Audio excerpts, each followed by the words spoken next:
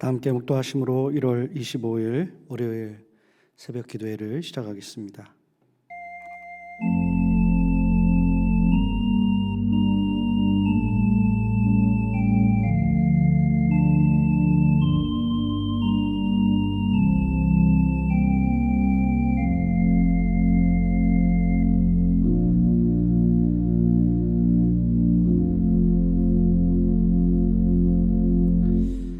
거룩하신 하나님, 감사합니다.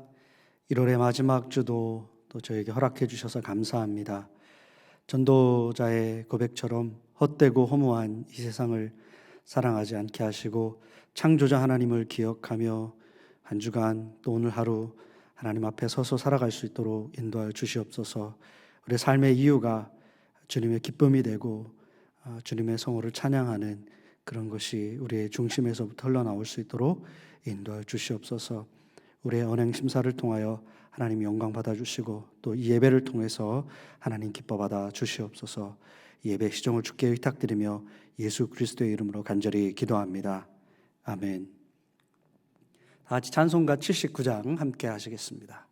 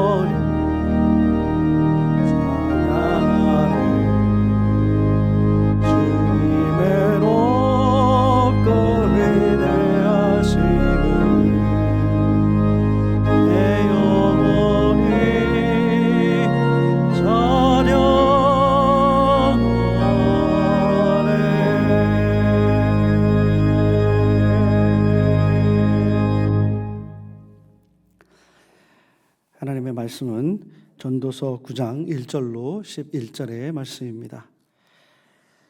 봉독해 올리겠습니다. 이 모든 것을 내가 마음에 두고 이 모든 것을 살펴본즉 의인들이나 지혜자들이나 그들의 행위나 모두 다 하나님의 손안에 있으니 사랑을 받을는지 미움을 받을는지 사람이 알지 못하는 것은 모두 그들의 미래의 일들임이니라. 모든 사람에게 임하는 그 모든 것이 일반이라. 의인과 악인, 선한 자와 깨끗한 자와 깨끗하지 아니한 자, 제사를 드리는 자와 제사를 드리지 아니하는 자에게 일어나는 일들이 모두 일반이니 선인과 죄인, 맹세하는 자와 맹세하기를 무서워하는 자가 일반이로다. 모든 사람의 결국은 일반이라. 이것은 해 아래서 행해지는 모든 일 중에 악한 것이니 곧 인생의 마음에는 악이 가득하며 그들의 평생에 미친 마음을 품고 있다가 후에는 죽은 자들에게로 돌아가는 것이라. 모든 산자들 중에 들어있는 자에게는 누구나 소망이 있음은 산 개가 죽은 사자보다 낫기 때문이라. 산자들은 죽을 줄을 알되 죽은 자들은 아무것도 모르며 그들이 다시는 상을 받지 못하는 것은 그들의 이름이 잊혀진 바 됨이니라. 그들의 사랑과 미움과 시기도 없어질 지 오래이니 해 아래서 행하는 모든 일 중에서 그들에게 돌아갈 몫은 영원히 없느니라. 너는 가서 기쁨으로 내 음식물을 먹고 즐거운 마음으로 내 포도주를 마실지어다. 이는 하나님이 내가 하는 일들을 벌써 기쁘게 받으셨음이라. 내 의복을 항상 희게 하며 내 머리에 향 기름을 그치지 아니하도록 할지니라. 내 헛된 평생의 모든 날 곧 하나님이 해 아래서 내게 주신 모든 헛된 날에 내가 사랑하는 아내와 함께 즐겁게 살지어다. 그것이 내가 평생에 해 아래서 수고하고 얻은 내 몫이니라. 내 손이 이를 얻는 대로 힘을 다하여 할지어다. 내가 장차 들어갈 수월에는 일도 없고 계획도 없고 지식도 없고 지혜도 없음이니라. 내가 다시 해 아래서 보니 빠른 경주들이라고 선착하는 것이 아니며 용사들이라고 전쟁에서 승리하는 것이 아니며 지혜자들이라고 음식물을 얻는 것도 아니며 명철자들이라고 재물을 얻는 것도 아니며 지식인이라고 은총을 입는 것이 아니니 이는 시기와 기회는 그들 모두에게 임함이니라. 하나님의 말씀입니다. 전도서 9장 1절은 이렇게 시작합니다. 이 모든 것을 내가 마음에 두고 이 모든 것을 살펴본즉. 여기서 말하고 있는 이 모든 것이라는 것은 무엇일까요? 8장 후반절에 나오는 말씀을 일컫는 것입니다. 8장 후반부에 전도자는 세상에서 벌어지는 일들이 참 볼 때마다 참으로 허무할 수밖에 없다라고 말을 했습니다.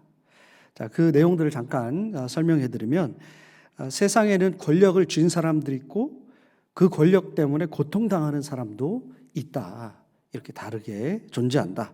그리고 악한 자들이 죽어서 장사하게 되면 사람들이 장례식을 마치고 돌아오면서 그 악한 사람에 대해서 칭찬하는 말을 듣게 되는데 그것 또한 어처구니 없는 일이다라고 그렇게 말합니다. 그러니까 무슨 말을 하고 싶은 것일까요? 전도자는 사람들 사이에서 이 선과 악이 이처럼 혼동되는 것을 보게 된다라는 것 아니겠습니까? 그리고 그러한 사람들이 서슴지 않고 죄를 지으면서 살아간다. 세상에 보니까 사람들이 죄를 다 이렇게 지으면서 살아간다는 거예요. 근데 왜 그렇게 사람들이 죄를 지으며 살아가고 있는가라고 질문을 하면서 그 이유는 죄를 지어도 바로 벌을 받지 않기 때문이다라고 그렇게 말씀합니다. 근데 사람들은 이렇게 얘기를 하잖아요. 이렇게 믿습니다. 선하게 살면 하나님의 복을 받고 반대로 죄를 지으면 어떻게 된다는 거예요? 심판을 받는다. 자, 하나님이라는 단어를 제가 여기다 썼는데 그런데 하나님 믿지 않는 사람들도 그런 기본적인 믿음을 갖게 됩니다. 그렇죠? 사필귀정이다. 그런 거 있잖아요. 그리고 또 뿌린 대로 거둔다. 그렇잖아요. 그런 이야기들을 우리가 합니다. 근데 세상은 정말 이 말대로 그렇게 작동하나요? 실제로 세상에서 일어나는 일은 오히려 그 반대로 일어나는 경우가 많이 있다. 전도서 8장에서 악한 죄인이 받아야 할 벌을 의인이 받고 또 의인이 받아야 할 보상을 오히려 악한 사람이 받는다. 이러한 일들이 다반사로 일어나는 것이 세상에서 일어나는 일이다라고 이야기하고 있습니다. 자, 실제로 그런 일이 참 많이 있잖아요. 그렇죠? 그래서 그냥 흔히 하는 그런 이야기로 그 귀신은 뭐 하고 있나, 저 사람 안 잡아가고, 뭐 이런 이야기를 하는 이유가 뭐겠습니까? 바로 악한 사람이 아무 일도 안 일어나고 오히려 잘 살고 있을 때 그런 모습을 보면서 탄식하는 것, 그것은 무엇을 의미합니까? 이 세상이 바로 의인은 복을 받고 악인은 심판을 받는다라는 그런 기대와 믿음이 이렇게 작동하지 않는 그런 것이겠죠. 우리가 무신론자들이라면 이러한 세상의 모습이 별로 그렇게 문제가 없을 것입니다. 적자생존, 이것이 자연 법칙이 아니겠어요? 그렇죠? 그러니까 이러한 것으로 우리 인간 세상을 바라본다면 그리 큰 문제라고 보여지지가 않습니다. 세상은 원래 이런 거야. 억울하면 힘을 키워야 돼. 더 강해지면 돼. 라는 결론을 내면 끝이 납니다. 그런데 믿는 자들에게는 다른 질문이 생길 수밖에 없죠. 우리는 하나님을 믿지 않습니까? 하나님께서 세상의 주인이 되시고 역사의 주관자가 되시고 통치자가 되시는데 왜 세상에는 이러한 일들이 이렇게 죄가 만연하고 부조리가 끊임없이 일어나고 있는가라고 질문을 할 수가 있는 것입니다. 자, 하나님께서 이 세상을 통치하신다고 해서 그럼 수학 공식처럼 선하면 항상 좋은 일이 따르고 악하면은 항상 심판을 받아야 되나, 이런 질문을 또 질문이 날 수도 있겠지만, 그렇기 때문에 이런 질문이 계속되고 결국은 그런 것이 신학이 되고 신학이 복잡하게 되고 공부하는 학문이 될 수 있었던 것이겠죠. 오늘 신학 시간이 아니니까 어쨌든 이런 질문들이 끊임없이 일어날 수 있는 것은 사실이지만, 세상에서 부조리와 고통의 문제가 내 삶의 자리에 들어오게 될 때, 그래서 내 삶의 고통이라는 것이 막 일어나게 될 때 자연스럽게 일어나는 질문이 바로 그런 것이죠. 하나님의 주권이 어디에 있는가? 하나님은 왜 나를 이렇게 두시고 나를 이렇게 죄의 열매가 나를 덮어지도록 이토록 놔두시는가라는 질문을 자연스럽게 하게 되는 것이 우리들의 모습이 아니겠어요? 전도서 기자도 이 세상에서 일어나는 이러한 아이러니를 보면서 참 허무하다, 허무한 마음을 가지지 않을 수가 없었던 것입니다. 그러면서 전도자의 결론은 무엇이었는가? 자, 많은 무신론자들이 이야기하는 게 그거잖아요. 이 세상에 죄악이 만연하고 부조리가 이렇게 많은 것이 바로 하나님이 안 계시다는 증거다라고 그렇게 보고 있는데, 전도자도 그런 식으로 허무한 세상을 바라보면서 결론을 맺고 있나요? 그렇지 않죠. 전도자의 결론은 아무도 이 세상에서 이루어지는 일을 다 이해할 수 없다라는 것이었습니다. 그러면서 오늘 본문 9장 1절에서 모든 것이 다 하나님의 손에 달려있는 것이다. 다 하나님의 손에 달려있는 것이다 라고 이야기합니다. 여러분, 욥기서가 바로 그것에 대해서 말씀하고 있는 것입니다. 당대의 의인인 욥이 왜 고난을 당해야 하는 것입니까?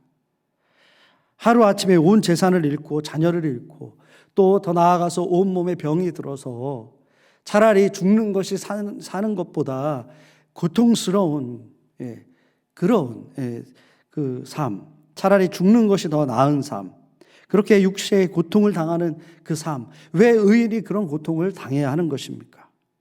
그래서 욥은 불평하며 하나님 앞에 탄식하며 기도할 수밖에 없었던 것입니다. 내가 죄가 없다는 것을 누구보다 하나님이 아시는데 하나님은 도대체 나의 이 고통의 순간에 어디에 계십니까? 하나님, 나를 왜 이 고통 가운데 내버려 두십니까? 제가 동쪽에서도 하나님을 찾아보고 서쪽, 남쪽, 북쪽에서도 찾아봐도 하나님은 거기에 계시지 않으십니다. 하나님의 부재를 이렇게 절망적으로 표현할 수밖에 없었던 것입니다. 그의 외침에 그를 위로하러 온 친구들 엘리바스, 빌닷, 소발은 이런 욥을 비난했죠. 하나님은 의로운 자에게는 복을, 죄인은 심판을 하시는 공의로운 하나님이시다. 하나님이 그렇게 틀린 적이 있느냐라고 그렇게 말하면서 욥을 꾸짖습니다. 그러면서 욥의 고난은 하나님의 심판 때문이 아닌가, 자녀들의 죽음은 그들의 죄 때문에 그런 것이 아닌가, 죄가 원인이다. 그렇다. 지금이라도 회개해야 된다라고 그렇게 욥에게 말하고 있습니다. 욥과 욥의 세 친구들의 그 하나님의 통치와 하나님의 인도하심에 대해서 그들은 아주 명확하게 기준을 가지고 있었습니다. 뭡니까? 욥, 난 선하니 이러한 나의 고통은 부당하다라는 겁니다. 욥의 친구들은 어때요? 하나님은 공의의 하나님이시기 때문에 당신이 지금 고난을 당하는 것은 분명히 하나님의 심판일 수밖에 없다라는 겁니다. 그러나 결론은 어떻게 됐습니까? 하나님은 욥과 욥의 친구들 모두를 질책하셨습니다. 욥에게 말씀하셨죠. 내가 이 땅에 기초를 놓을 때 너는 어디에 있었느냐?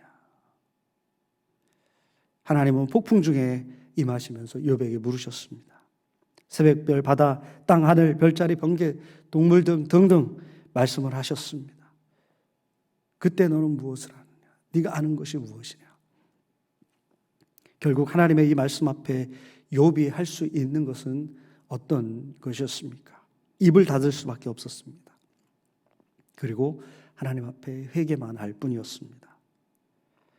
욥기서가 말하는 것이 무엇인가요?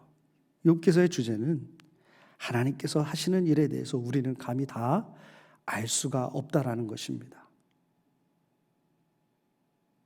욥과 욥의 친구들처럼 쉽게 결론 짓고 기대하고 판단할 수 있는 영역이 아니라는 것을 욥기서는 우리에게 가르쳐주고 있는 것입니다. 의인도 고통당할 수 있고 악인도 오히려 잘 될 수도 있습니다.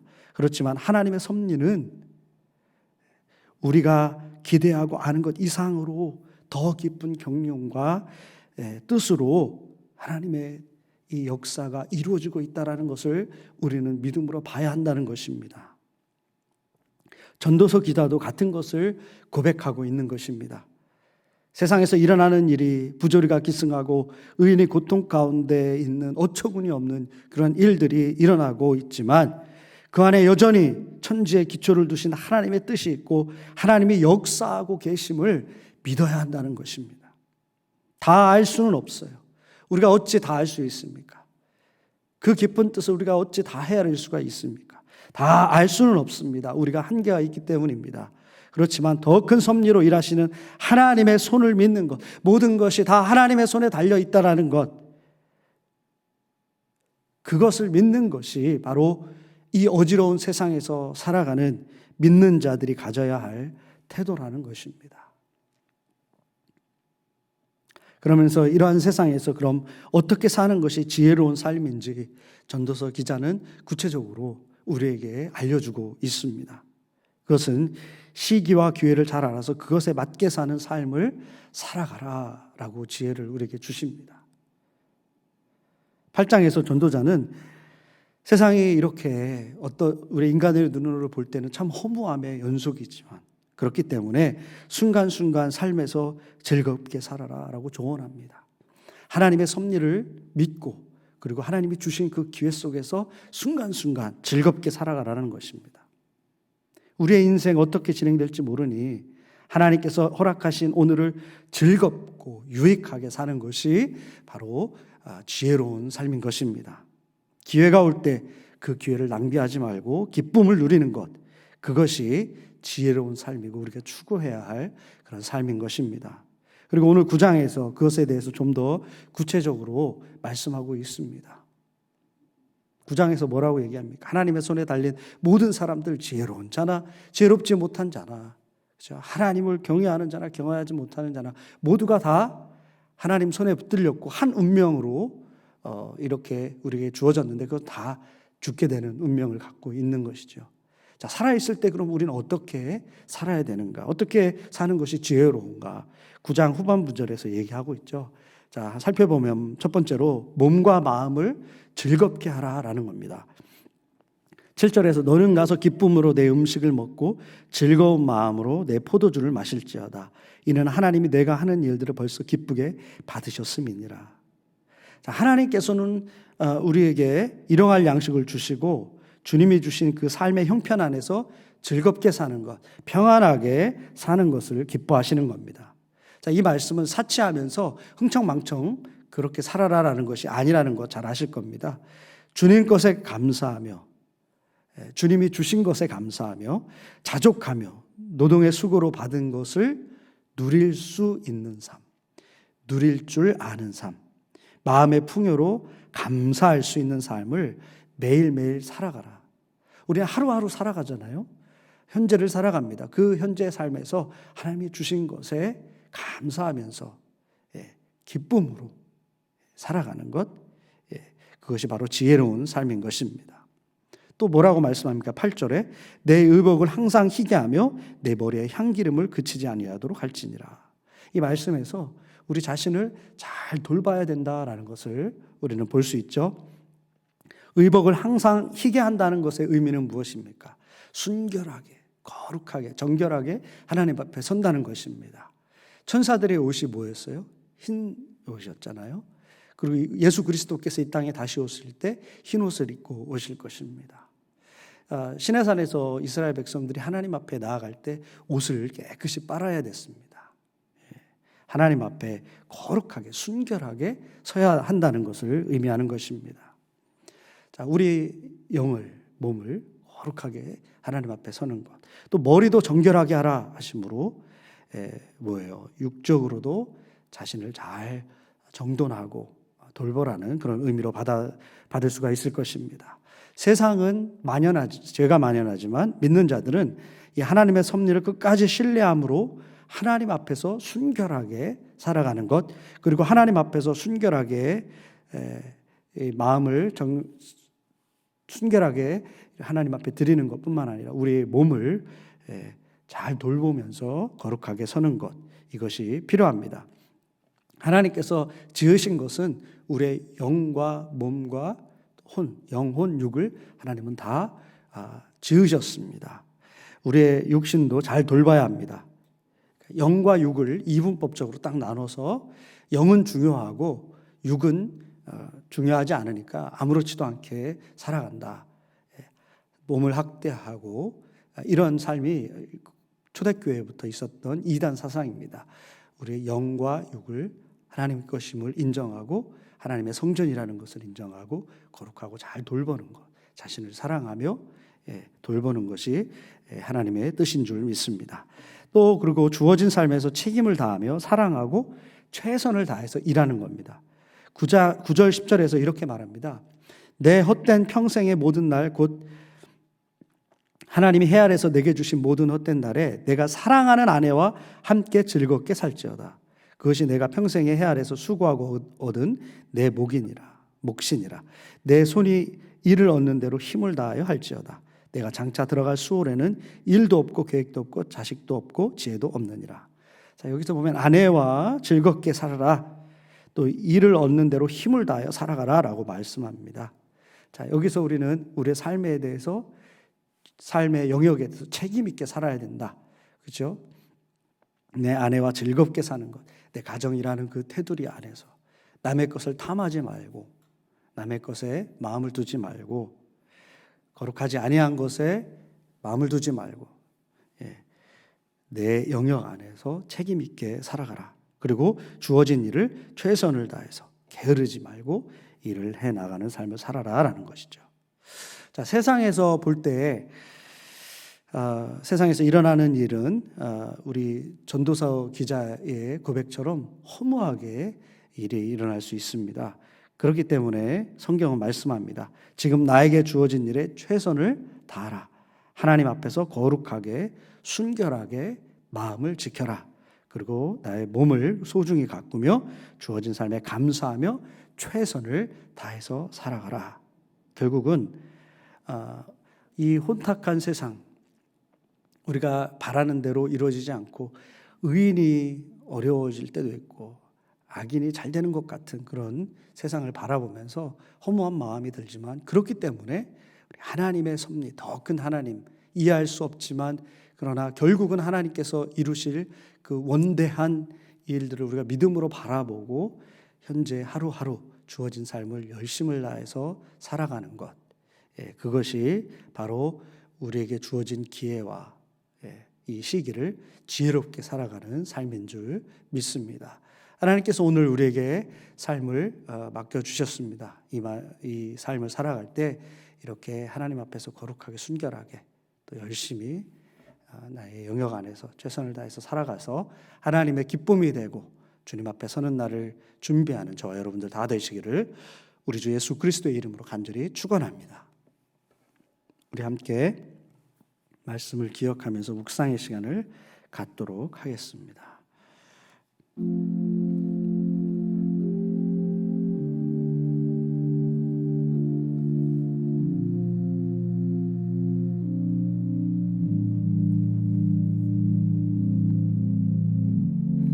하나님, 우리가 살아가는 이 세상은 때로는 우리가 알 수 없을 만큼 그렇게 여러 가지 예상치 못한 일들이 빈번히 일어나는 세상이지만 주님, 그렇지만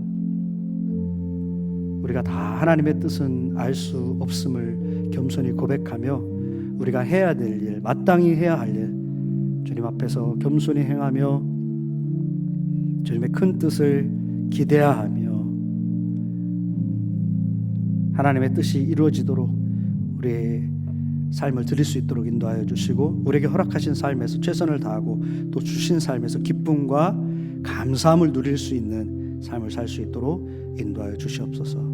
책임을 다하며 거룩하게 순결하게 오늘도 살아가는 삶이 되도록 인도하여 주시옵소서.